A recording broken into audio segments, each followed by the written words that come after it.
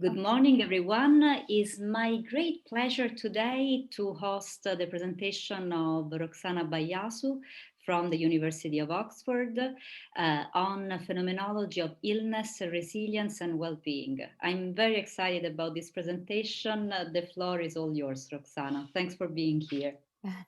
Thank you so much, Susie, for inviting me to the bioethics webinar you are convening. So today I will give a talk on the phenomenology of illness. And in particular, I would like to make some contributions by looking at a couple of phenomena which have not been investigated much, namely resilience and well-being. The plan for the talk today is to first look at briefly the possibility of a partnership between phenomenological and scientific approaches. And then I will move on to talk about certain phenomenological approaches to illness. And I would like to point out that the issues that I'm concerned with in my talk and which concern the phenomenology of illness include certain issues that a naturalistic scientific methodology, which is dominant in medicine and generally in healthcare today, is not suited to investigate in depth. The phenomenological approach that I pursue can thus complement and work in partnership with evidence-based approaches in healthcare. And I will, as I said, I will look at two phenomenological approaches to illness, namely a body-centered approach and a feeling-centered approach, which have been developed in the UK mostly by Harvey Carell and Matthew Radcliffe, respectively. And I will use this discussion to introduce my meaning-centered approach and to identify certain distinctive features of my approach and the possibility that it offers to solve certain difficulties that the other approaches might face. And in connection to the meaning-centered approach to illness, as I said earlier, I would like to focus on certain phenomena, positive phenomena that complement a proper account of illness. So I like to argue that illness has not only a negative side, but also a positive possibility, which can be described in terms of resilience and well-being. And I will approach these phenomena not from a psychological perspective. I'm not a psychologist, but from a philosophical and existential perspective. So first of all, as I said, I would like to talk about the partnership between phenomenological and scientific approaches. Although they are very different and they use different methodologies, however, they can work in partnership and complement each other to provide proper care and treatment and possibility of a genuine clinical encounter, which is, it's improved by the cooperation between the two types of approaches. So I would use this discussion to emphasize also the way in which phenomenology can contribute to the area of healthcare. And I will introduce the distinction between between the concepts of illness and disease, which will be important for the phenomenological discussion of illness. So with the scientific approach, which is usually taken to be paradigmatic in medicine, operates with abstract objective explanations, which are developed from an outside third person perspective. Phenomenology is primarily concerned with lived embodied experience, um, which incorporate a first person perspective. Scientific accounts are primarily concerned with empirical matters and causal explanation, evidence based accounts of facts about the objectified human body. By contrast, phenomenology employs a different methodology which involves understanding, interpretation, and description of that which makes possible lived embodied experience from the individual's point of view, and as well as the objective experience of facts that the scientific approach deals with. Certain phenomenologists like Harvey Carell and S.K. Toombs introduce a distinction between, or use the distinction between lived embodied experience from a first person point of view and objective experience from a third person point of view, to develop a distinction between illness and disease. In this context, illness is taken to include first person embodied experience of a disease, whilst disease is understood as the physiological dysfunction of the objectified body of the organism, which is conceived in objective medical terms. A phenomenological account of illness can consider not only the ill person's experience of her symptoms and how it is like for her to have them, but also a very broad framework of experience, which includes her ways of making sense of the world, of making sense of herself and of the others. And the way all these modes are modified by the experience of illness. For example, phenomenology can consider how the individual can or cannot cope with mundane activities, um, deal with other people, including perhaps healthcare workers, um, and who relate to her, for instance, in affective, empathic ways, or quite on the contrary, in neglective, negative, careless, stigmatizing, or even violent ways. By contrast, a scientific medical approach to a disease is concerned with evidence-based knowledge about the facts of the body, of the disease body, in particular the biological dysfunctions of the objectified body. As such, a scientific approach is highly specialized. Scientific, purely naturalistic methodologies and views of the body are not concerned with understanding in depth the embodied subjects' perspectives on their own experiences. However, the inclusion of the individual's perspectives and an understanding of most basic existential aspects of their life, as well as a holistic existential approach to the individual's whole situation and life, can play a very important role in the formation of an adequate clinical encounter, accurate diagnosis, and treatment. And as I just mentioned, all these issues are the ill person's perspective and holistic understanding of their situation are subject matter of phenomenology, of a phenomenology of illness.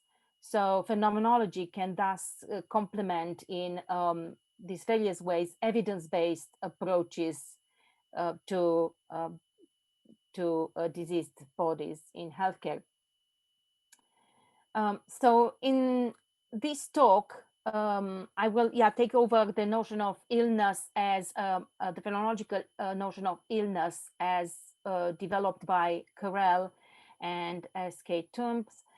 And so I consider here only serious or chronic illness, for example, due to conditions such as multiple sclerosis or COPD, or early stages of dementia, heart failure. So very serious conditions which affects one's life as a whole and pervades one's ways of being in the world and making sense of the world. However, these conditions wouldn't affect the wholly the capacities to make sense of the world. So this analysis wouldn't apply to very severe cases of disease such as caused by brain injury or very late state of dementia.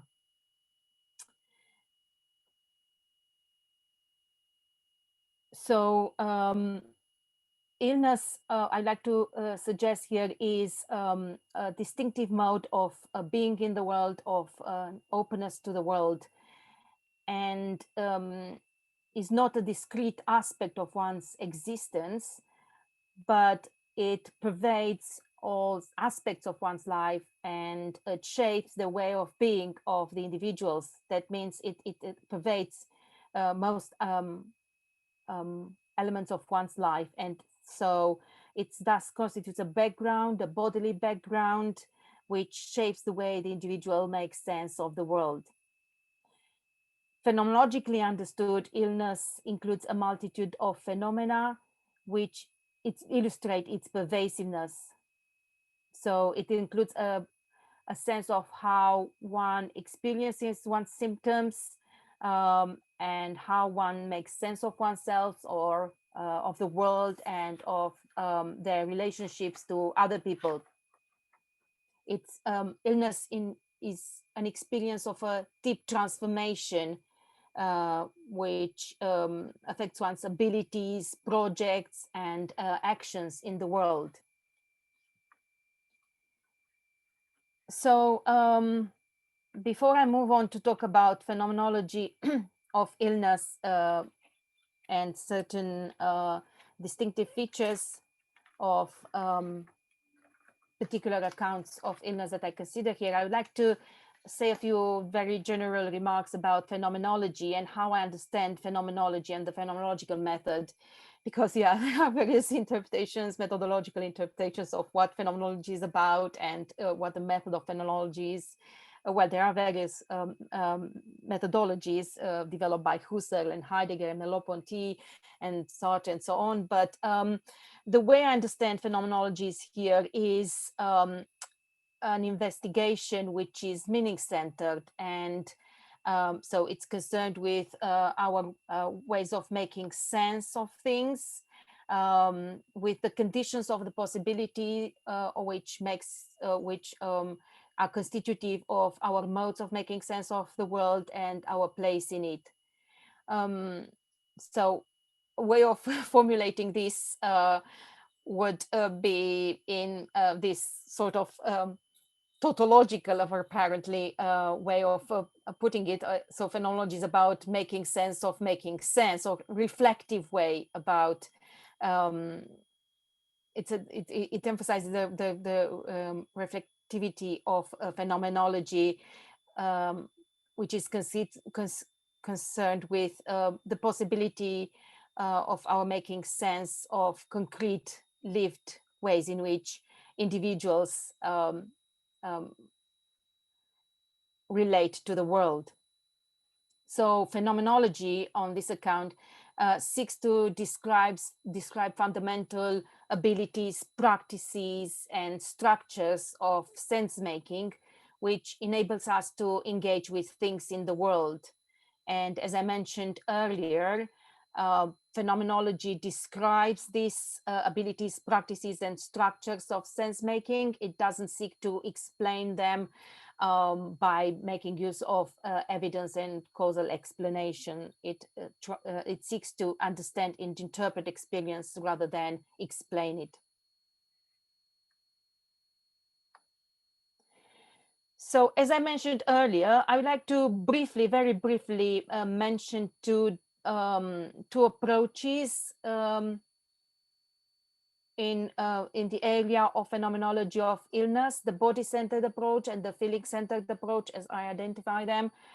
So the first approach is developed extensively by Harvey Carell in her books on the phenomenology of illness, and the other one, the feeling-centered approach, is developed by Matthew Radcliffe, um, mostly, primarily in his book Feelings of Being. So according to Carell, and Toombs, illness is understood as a form of, as a transformation of the experience of embodiment, as a disruption of embodiment.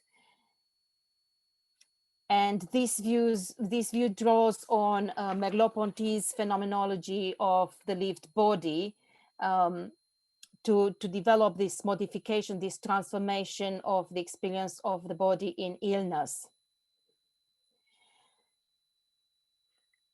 In an essay entitled "The Lived Experience of Disability," S.K. Thoms defines illness as a disruption of embodiment, and Carell further develops this insight and looks at the lived body in illness as this is experienced from a first-person perspective, and it's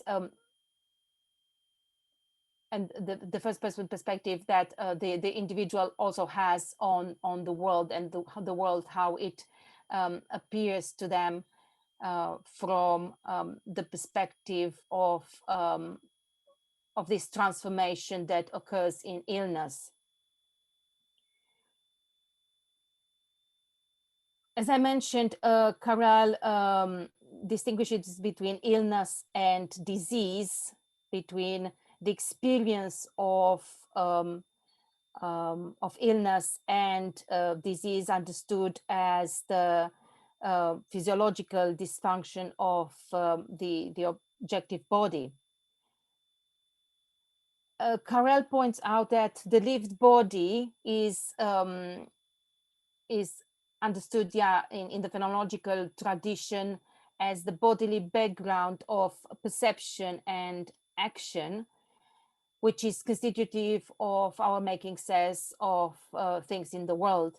And Carell describes illness as a breakdown of bodily tools, a breakdown of bodily skills, abilities, capacities, and the body affected as in this way is a site of uncertainty. The experience of illness is an experience of bodily uncertainty, of bodily doubt. And Carell points out that illness can offer, however, an opportunity and challenge for a deeper understanding of the world and of oneself, of people, and creative reconstruction of possibilities to be in the world.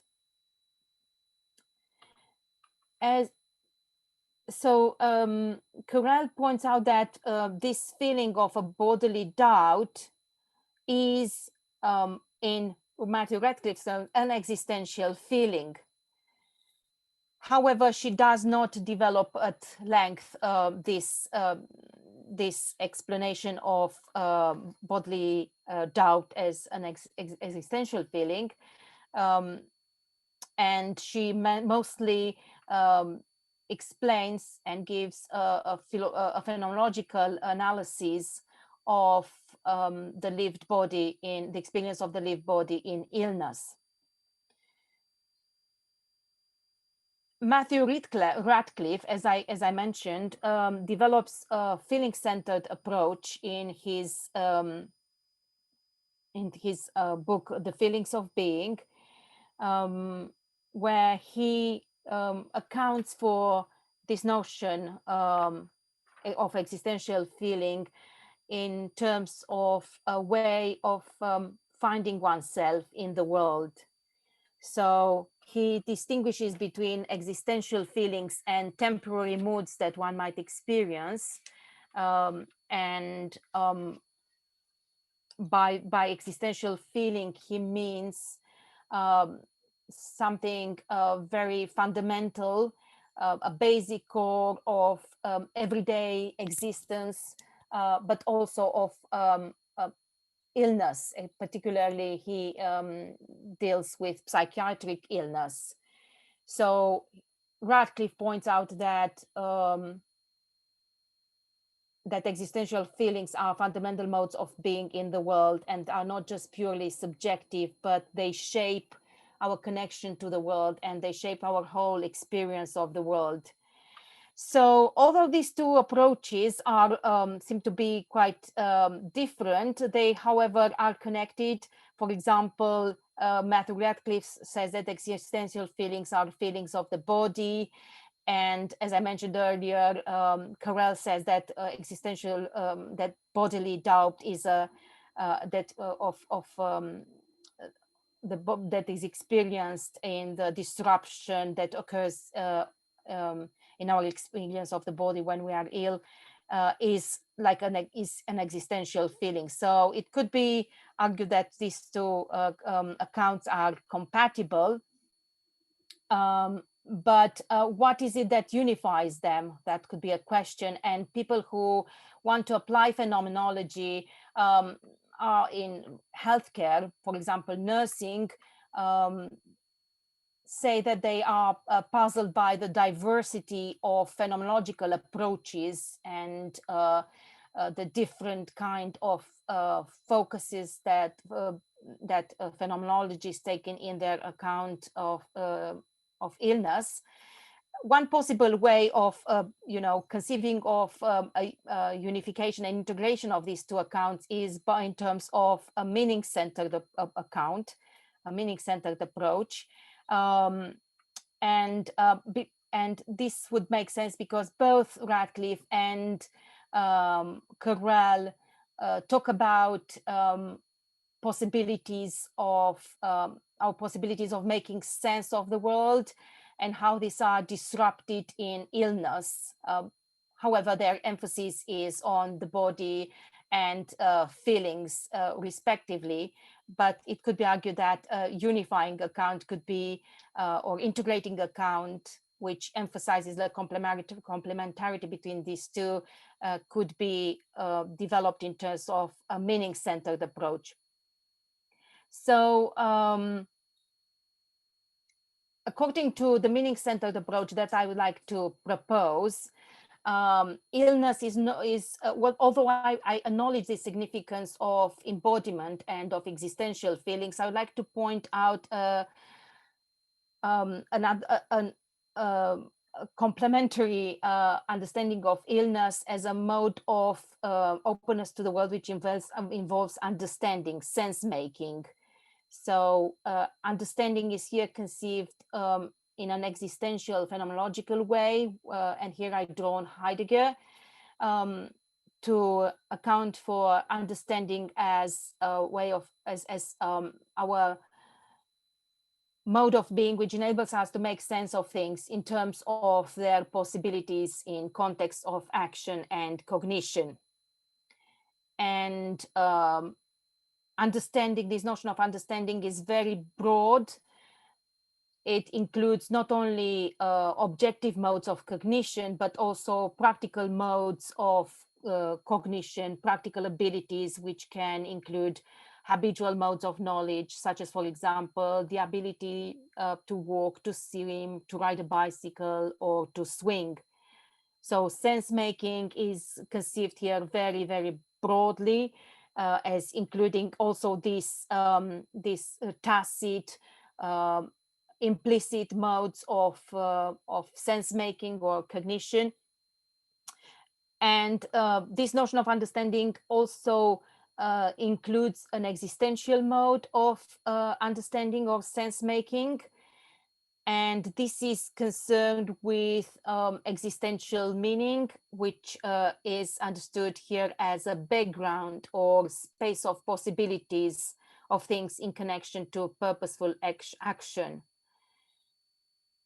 So, for example, our understanding the world as a whole is is concerned with an existential meaning of the world as a whole, as a background, which makes it possible for us to encounter individual things in the world. Okay, so this is very, very brief.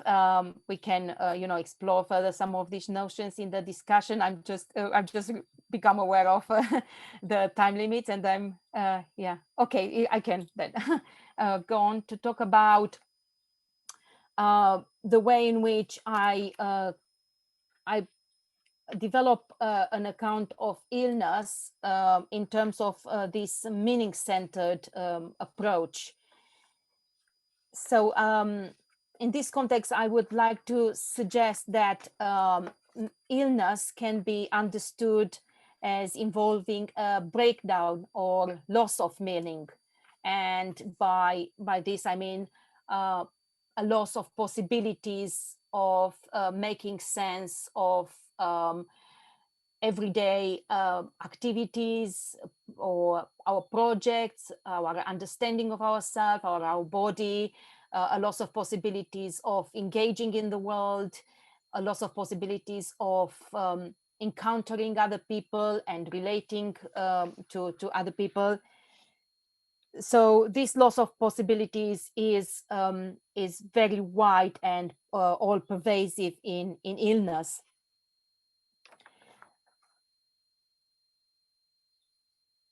So in illness, our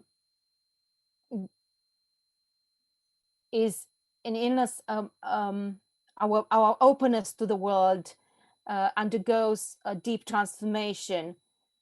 Our openness to the world, to other people, to oneself, all of these undergo significant changes.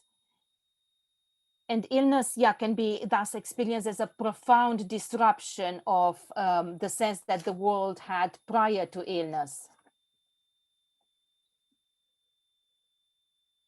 As I mentioned, existential meaning is understood here as the background or space of possibilities of entities in connection to purposeful action. And in illness, the capacity to pursue one's projects and to carry on with everyday life might be impaired. So one might be no longer able to pursue certain activities one was able to undertake and to enact habitual knowledge that once was immediately and tacitly available. The sense of one's relationships to others is also modified. It might include experiences of isolation, withdrawal, even stigmatization and injustice. So these experiences involve a breakdown of meaningful possibilities of relating to other people, a breakdown in communication, in social, the possibilities of social interaction. So including interactions with healthcare professionals. For example, the patient's perspective might not be acknowledged in certain clinical or healthcare encounters, might not be taken sufficiently into account as relevant. The patient might not be considered as an expert, and so their perspective is marginalized. And all this might be important when it comes to proper diagnosis and treatment, for example.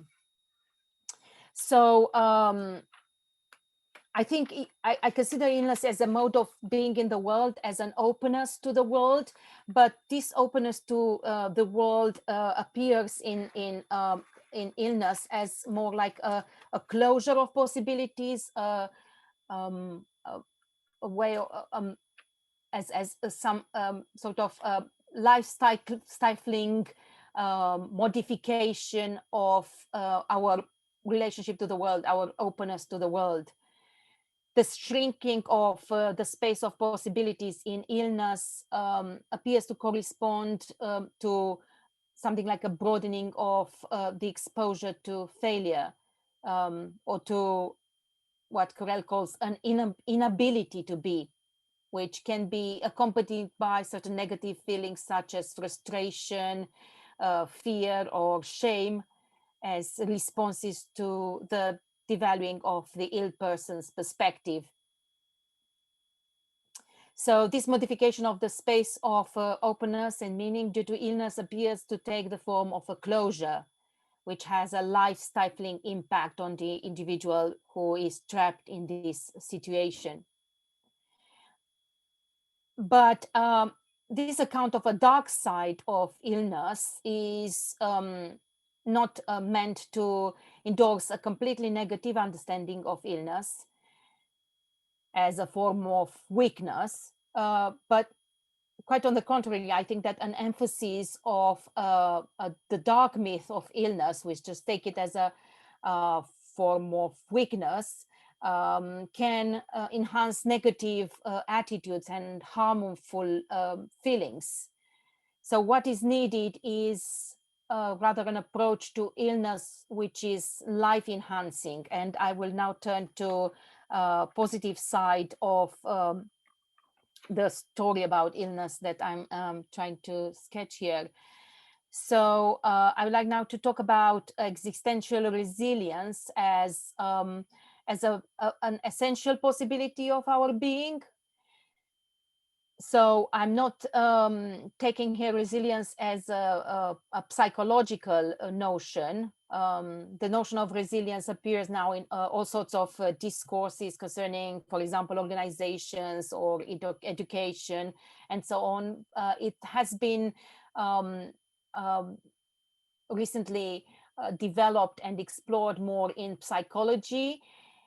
And in this context, resilience is understood in psychological terms as a capacity to adapt, to cope, even to flourish, to achieve significant uh, goals, despite the adversity that one is facing, despite the uh, the difficulties, the serious difficulties that one faces in certain situations that they are thrown in.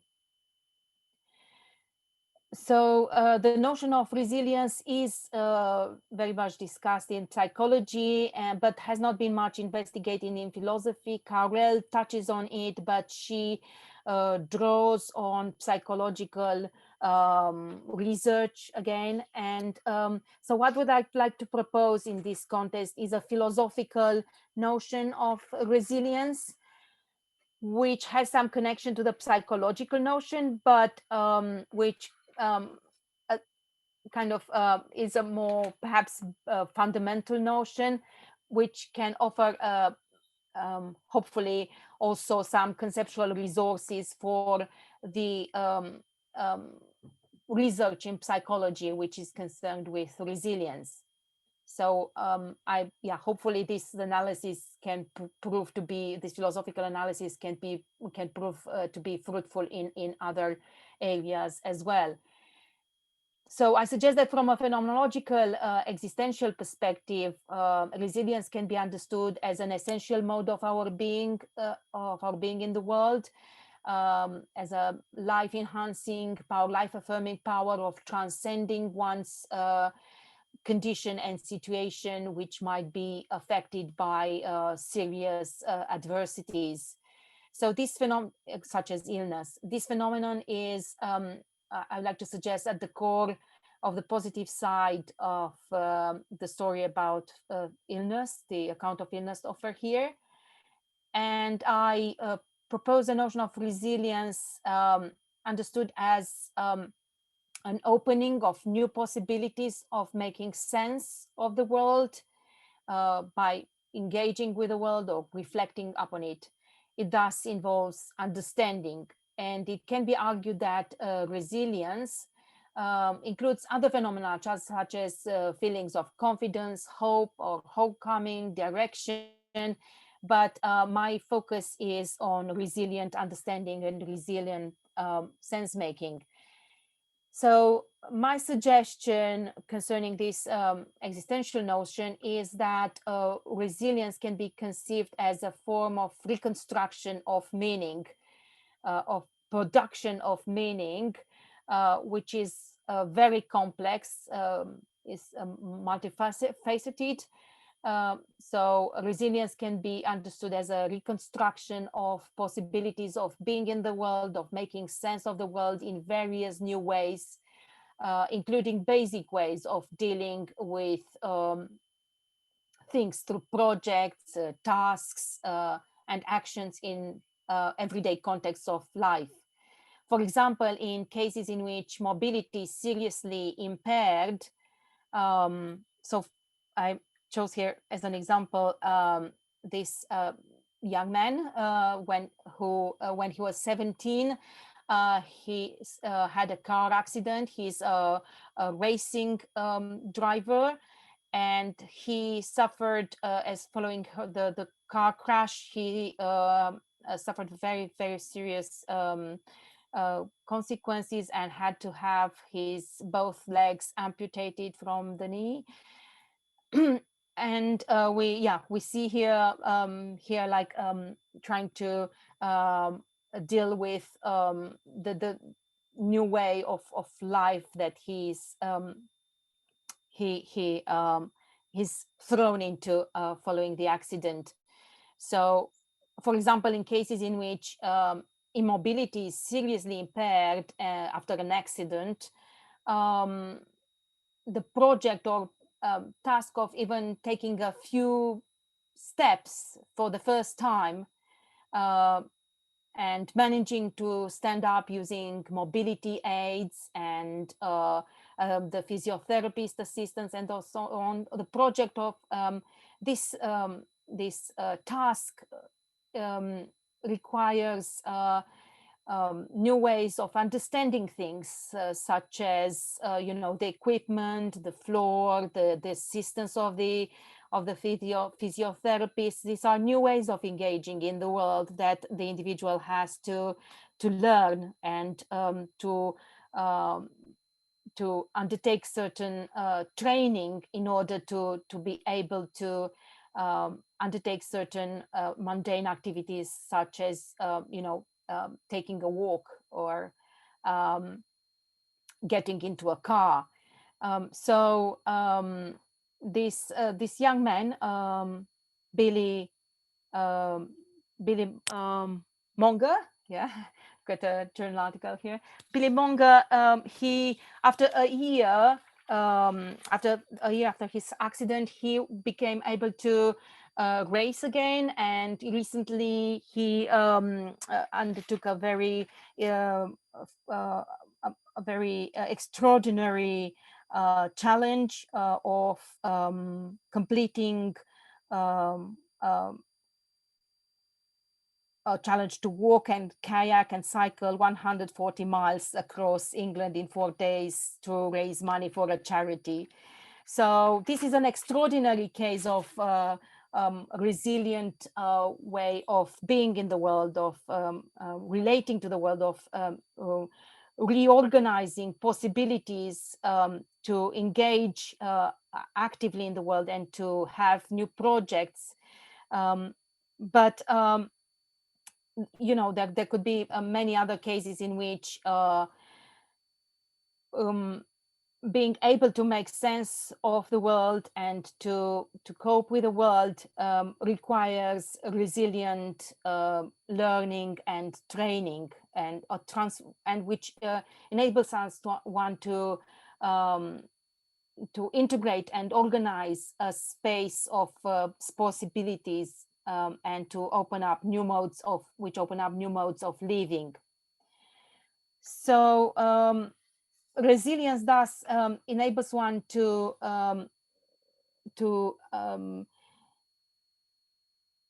transcend the loss of meaning in illness through a reconstruction of meaning, and resilience thus enables existential growth. So in that sense is a life enhancing, life affirming possibility, an enabling power of being in the world. So in this context, I will like to briefly sketch a notion of well-being, which is connected to the notion of resilience I just sketched now.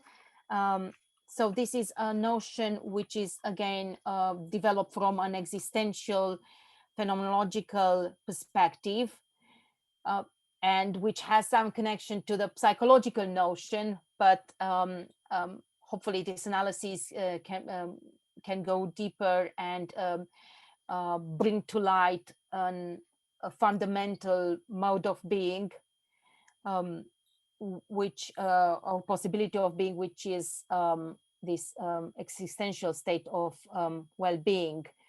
So existential well-being, I would like to say, is an can be understood as an essential possibility of our existence, which incorporates a sense of belonging, of homecoming, a sense of direction, and in so I think existentially conceived well-being is not so much a state of being happy, feeling content, uh, having a pleasurable sort of existence, but it's more like something. It's more like something, more like being able to find meaning in life. So that doesn't mean necessarily that one is happy, but it could mean that one has a project or a task that they set for themselves, and that gives them a sense of direction and a sense of having of there being a meaning for them in life. So what I also wanted to emphasize in this second part of my talk is that well-being can be achieved through resilient learning, and and and this is something which can be socially supported, facilitated, and endorsed. So resilience and well-being are not just the individual's responsibility, but um, they that they can be promoted uh, through social processes, and can be endorsed not only by family and friends, but also by institutions and organizations, and public policies, particularly organizations and policies in healthcare. So I think I will just leave it here. I yeah, so I will leave some time for questions, and yeah, we if there is a need Thank of you so summary. much. Thank you.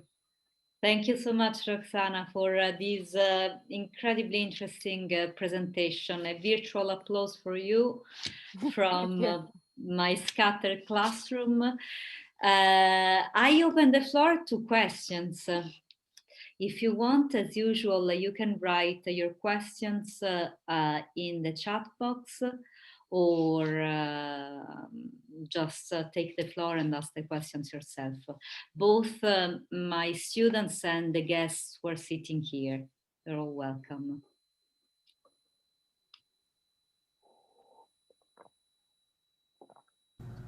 I have a question. Can you hear me Please, okay? Victor. Yes. Where are Um, you? I'm gonna try my camera before it wigs out on me.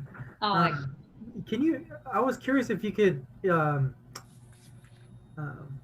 sort of talk a little, for my own curiosity, about resilience and different ways those manifest. So, and unless I misunderstood, you talked about how it's learned resilience strengthens us when someone who ill comes across adversity. But I was curious, I guess from a phenomenological perspective, can you um, are there other ways in which that can manifest, mm, like maybe in a more general sort of I think I'm just more curious because the idea of resilience was really interesting. I was just curious if there's anything that you didn't put in your presentation that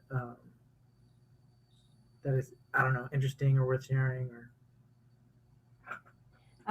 Okay, so resilience is usually the defined, as in psychological terms as um, a feature which consists in the capacity to bounce back to from despite a serious adversities, and to go back to a state in which you're like can deal with the world, and with your projects and relationship with others in similar ways as you did prior to the situation that seriously affected you. But I don't believe, I don't think, that this notion of bouncing back is particularly helpful here, because illness involves a very deep transformation, which affects all the ways in which one relates to the world and to other people. So it's illness, as I said, in this phenomenological account that I endorse, is understood as all pervasive, as affecting all aspects, or nearly, or most of the aspects of your own life. So resilience um,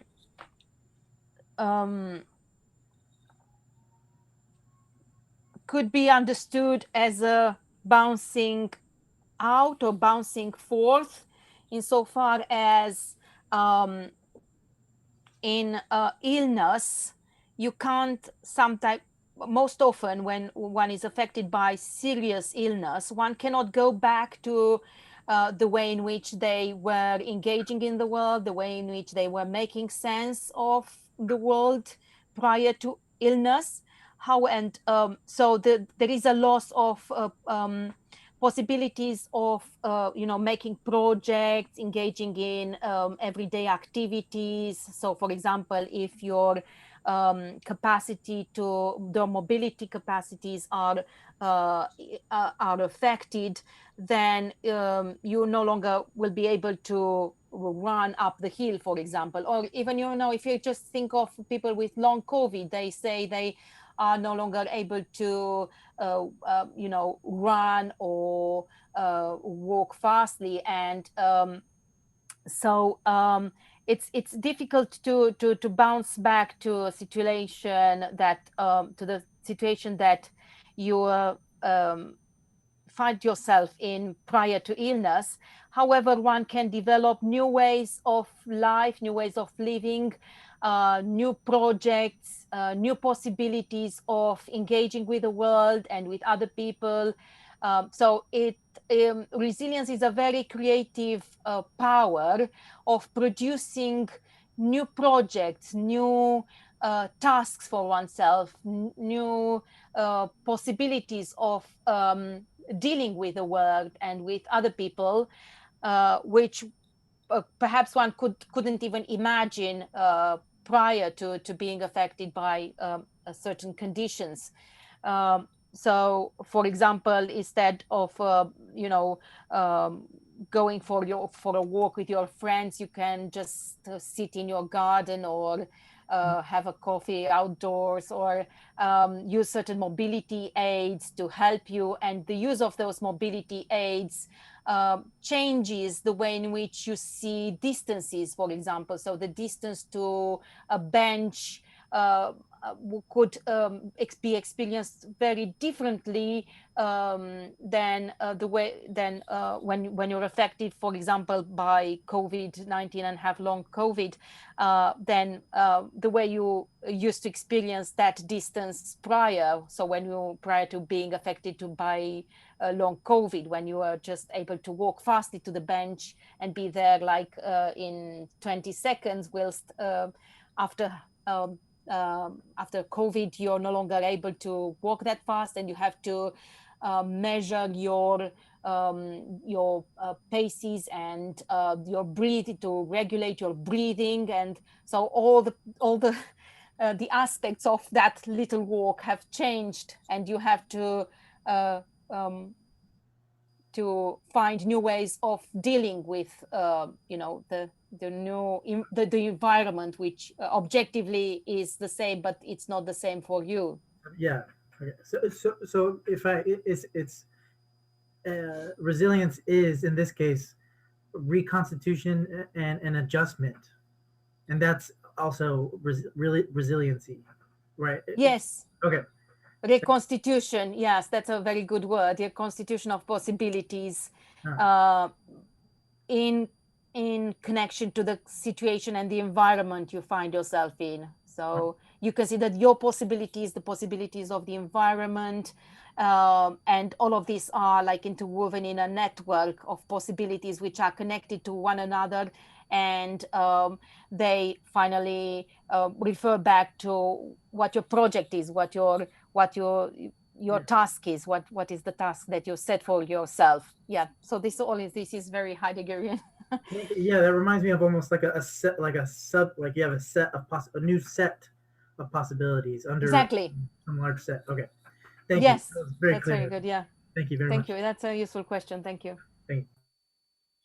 There's another question from Simran Somal. Illness, to recall, illness is based on managed feelings, while disease is defined as the scientific cure to resolve a biological issue. So yes,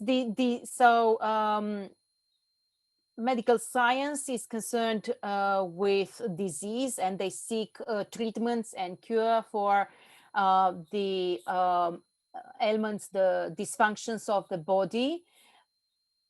And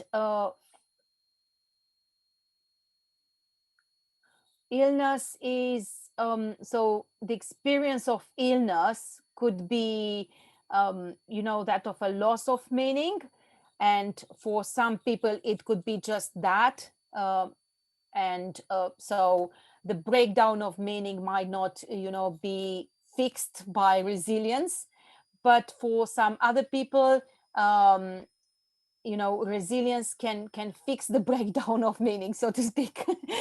Very mechanistic sort of analogy, which I'm not sure how helpful it is, but I guess up to it can work up to a certain point. So resilience can so illness, on the account that I offered here, has two sides, or rather two possibilities, and one involves a breakdown of meaning, and which is a loss, involves a loss of meaning, a loss of possibilities, in other words, whilst resilience enables, it makes possible a reconstruction of meaning, a reconstitution of meaning, as Victor said. um, and so in that way it can fix the breakdown of meaning, but not in by restoring the whole situation as it was prior to illness. It that cannot be done. So what so the impact of illness on the individual's existence is irreversible. But it can be, however, there are positive possibilities in illness which can enable one to transcend one's condition and situation, and to sometimes achieve amazing things, like this boy that I've just this young man that I just mentioned. Thank you, Roxana. Are there other questions? I see that somebody has just joined. Feel free to ask questions. While we are waiting for maybe another question or two, I don't know, have just a reflection, I would say, not a question. I was thinking about when you wrote on how this existential feeling is also socially shaped, how our sense of being is socially shaped, and the meaning we attach to illness is socially shaped.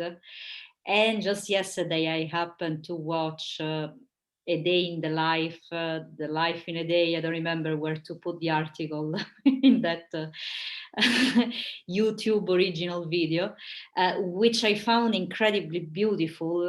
And there was the scene of this child that was completely immobilized; he couldn't move. And he said, for me, everything is fine. I'm absolutely okay with that because I am alive and breathing is already a great gift for me. What bothers me is that people around me consider me dead already, as if I don't exist. And in that case, I think it's also responsible of all of us to be resilient with the illness that is around, being able to make meanings of life in all its forms. There's a kind of ongoing awkwardness around the tragedies that happen to each other, that one either ignores it completely or engage with that in a way that is at times excluding. I don't know. It's maybe just a reflection. Thank you. Yeah, this is very interesting. So your last remark was it's either by can you just Yeah, repeat your I last wonder remark? if we should educate ourselves, if we should make space somewhere to educate society, to be resilient with illness, to make meanings out of illness is also a restraining word, right? Because illness has necessarily this negative, tragic meaning, which of course is there. But as you said at the beginning of the talk, citing Carell and Toombs, is a transformative moment of our life, hence the resilience.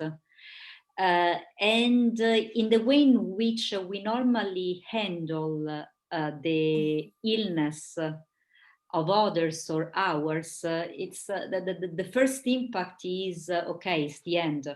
From here, there's no way back. Yes. Yes. Thank you. Yeah, there are quite a few interesting points here. So about concerning this issue of how resilience is socially shaped. Yes, I think that's a very important point. So the individual can develop resilience, but also, as you suggested, society and community and different organizations and institutions also need to promote more emphatically ways, perhaps and resilient ways of dealing with illness, the other's illness, so that resilience is then not just in an individual matter or just an issue for those who are directly affected by illness, but also resilience is a task for the others who share with the individual the same social world. So I agree with this, and I think that's a very important aspect that people need to be educated in looking at illness even a different way, not just as a weakness and as something which is something like a very tragic that happened to the other people but not me. And it would be really important that the myth of the dark myth of illness, it could be called, taking over a notion from my friend and colleague Pamela Swanderson. So she talked about vulnerability and the dark myth of vulnerability, and this notion can be taken over and used in this context, So if the dark myth of illness continues to be enhanced and promoted, that can only have negative consequences. So what we need is a life enhancing view of illness, and an understanding of illness as something which is not merely a weakness, but can provide deep understanding of human condition, for example, of what it means to be human and to live a life, for example, just to be able to breathe air and to have some sort of relationship through the senses, the touch, or um, other senses. That could be, an amazing way of living a life for some individuals, and that should be appreciated as a deep insight into what human condition is. And so illness could reveal certain fundamental insights about human condition, and being valued in this way could be part of the sort of resilient learning that society could undertake to in relation to illness, and would be beneficial on all sides of the story. Yes. Yeah. So Thank you, yeah. Roxana. Thank you. Thank you so much, for your questions. We might have time for one last question, if you want.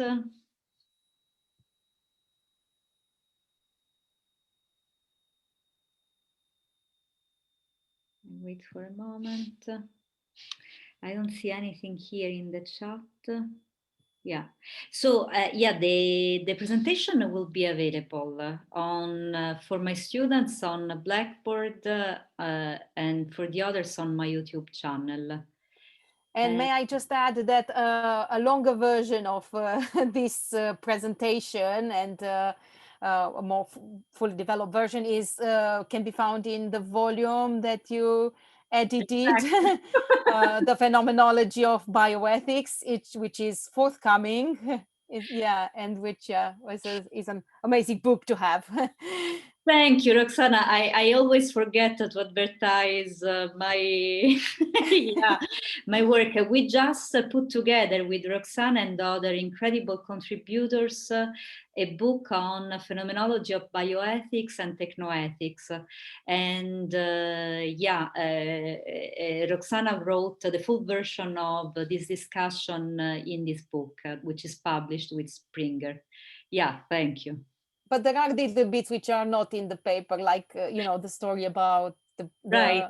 the young man and little other bits. Yeah, exactly. Yeah, the book is already out and it's been published with Springer. I think it's, I really loved working with all of you. It was, it's a great contribution, I think.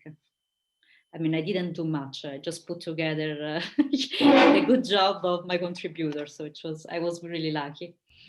One more, really quick, Wonderful phenomenological work. bioethics. That's what it's called. Phenomenon. Sure. So it's, and help me here, Roxana, because I keep forgetting the title of what I do. Phenomenology of Bioethics, and it's Technoethics. Ecco, thank you, Nick. Perfect. Yes, it's that one. All right. Okay, Roxana, thank you so much for this wonderful presentation. I think it's very helpful for our society, not just for modern philosophy, bioethics, or I don't know, health. It's really helpful to grow as society and brings more meaning in our daily life. Thank you so much for this great contribution. Thank you for inviting me, and thanks everyone for joining us today.